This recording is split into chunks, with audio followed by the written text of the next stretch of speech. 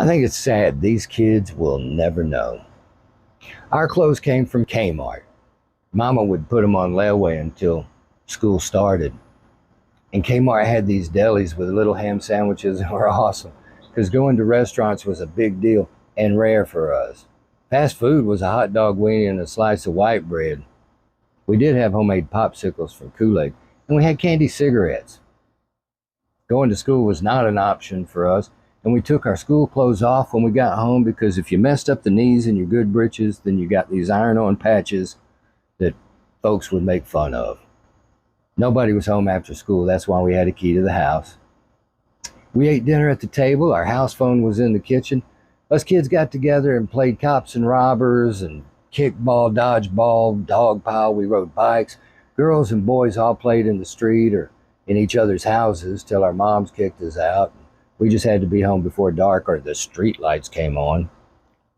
Children were seen and not heard. We watched our mouths with elders and treated them with respect. Staying in the house was a punishment to us, and the only thing we knew about being bored was a paddle across the butt when we did stuff we wasn't supposed to. We ate what Mama cooked for dinner, and we didn't eat it all. There wasn't any bottled water.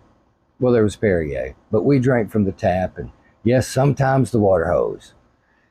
Phone numbers and addresses was memorized. I still remember my granny's number.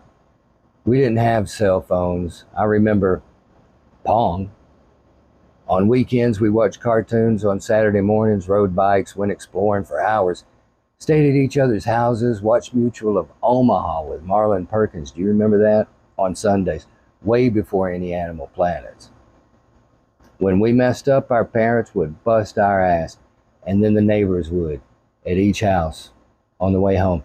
I don't know if we were raised by a village, but the village seemed to show up for the discipline portion of the program.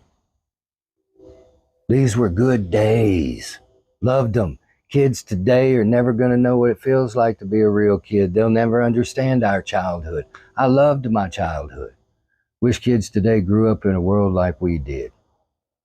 Man, I hope our kids understand that their children will have even less if they don't get a handle on things. Time for them to fix it. Now, Gen X didn't start this fire, but we didn't do a whole lot to put it out either. I have faith in these kids.